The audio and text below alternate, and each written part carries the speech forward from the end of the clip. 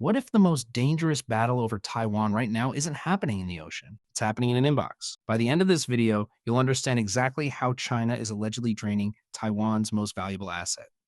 Not with missiles, but with job offers, shell companies, and offshore payroll. And the last part about what Beijing actually wants from these engineers.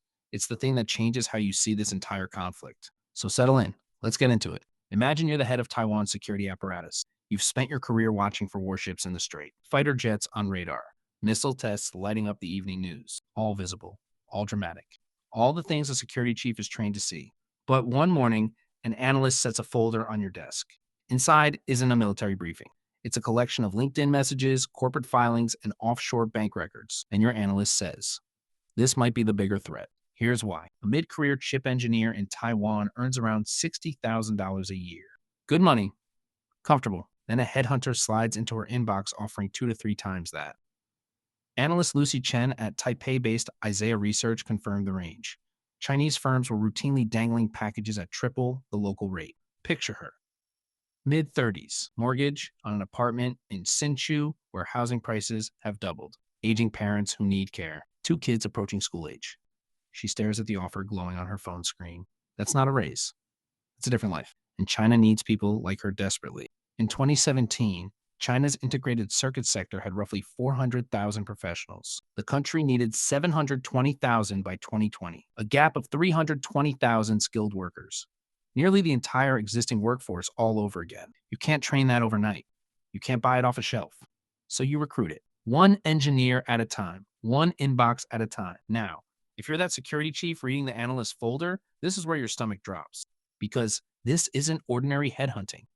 According to Taiwan's Ministry of Justice Investigation Bureau, Chinese enterprises allegedly built an entire architecture of deception to hide who was really doing the hiring. Take SMIC, China's biggest chip maker. Taiwan's investigators allege SMIC created a shell entity registered in Samoa, a tiny island in the Pacific, and used it to set up a subsidiary in Taiwan disguised as foreign investment.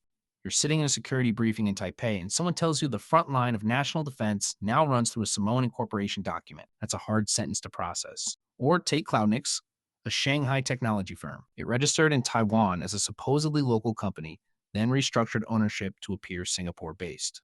Funds flowed from Singapore to sustain Taiwan operations and recruit chip designers. The disguise shifted geographies. The Chinese origin stayed invisible. But the case that keeps you up at night is Shenzhen Torii Microelectronics. Taiwan's investigators allege Torii ran 2 secret offices, one in Tainan, one in Hsinchu. Engineers sat at workstations in ordinary commercial buildings, the kind with a 7-Eleven downstairs and a bubble tea shop next door. They conducted video interviews with managers sitting in Shenzhen. Salaries arrived directly from China. And their research, chip designs, proprietary work, uploaded back to headquarters through Tencent's cloud systems, specifically to avoid detection. Now imagine you're that security chief staring at a map of Hsinchu Science Park, the same few square kilometers where TSMC's fabs glow through the night, clean rooms running 24 hours.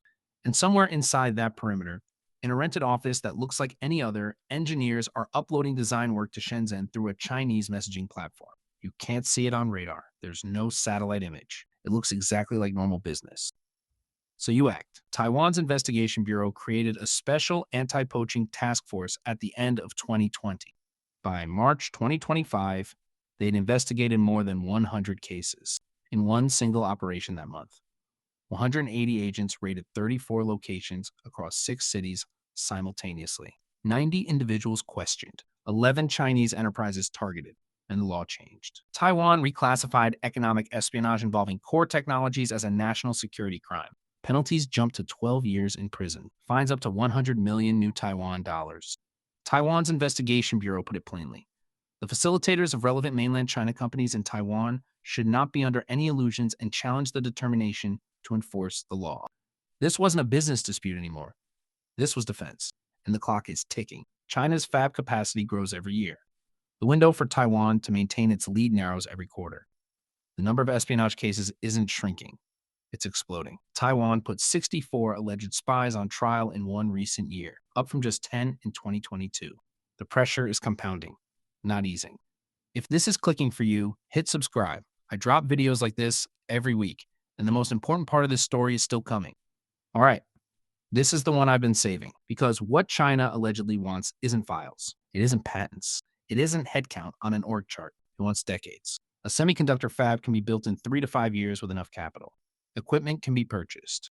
Designs can eventually be reverse engineered. But what can't be fast forwarded is the accumulated process culture of Taiwan's chip ecosystem, the institutional memory of why certain approaches work. The failure modes engineers have already lived through and internalized. The judgment that comes from running thousands of wafers through dozens of process generations. That knowledge lives nowhere except inside people's heads. Consider Liang Mongsong, a senior engineer who spent years at TSMC, moved to Samsung, and eventually became co-chief executive of SMIC. He didn't leave as a spy. He left as a professional looking for advancement. But the process architecture he'd internalized over a decade. The instinct to check a yield number at 3 in the morning because something felt off, the knowledge of which vendor relationships mattered, and why the shortcuts written in no manual. All of it went with him. Taiwanese media branded him a traitor. TSMC sued. But here's the uncomfortable truth. There was no file to encrypt, no document to redact. The most dangerous leak was a career decision. And here's the strategic twist that makes this urgent. When the United States imposed sweeping export controls on advanced semiconductor equipment to China, the goal was to deny hardware. But when you block the machine, the person who understands the machine becomes infinitely more valuable. Export controls closed one door. They made the human door worth breaking down. Taiwan produces roughly 90% of the world's most advanced chips. Taiwan's own investigation bureau calls this dominance a national protective shield. Their exact words. Every engineer who carries that knowledge is also carrying part of the shield. And if enough of them leave, quietly, rationally, one offer at a time, the shield doesn't shatter. It thins. Until one day, it's not enough. Think about what that means for the security chief. He can't match the salary offers. He can't lock the borders without killing the international openness that made Taiwan's chip industry dominant in the first place. He's watching the most important strategic asset his country possesses walk out the door, carried by people who aren't criminals. They're professionals making rational choices in a global labor market.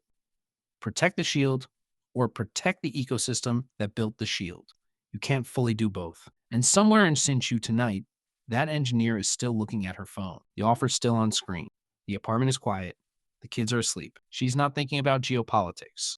She's thinking about tuition and mortgage payments and whether her parents can afford the specialists they need. She doesn't know she's standing on a fault line. She just knows the number on her screen would change everything. The battle over Taiwan might not begin with a missile crossing the strait. It might begin right there, a quiet room, a glowing screen, a decision that doesn't look like history, but is. If this changed how you see the chip war, share it with someone who needs to hear it, and subscribe so you don't miss what's coming next.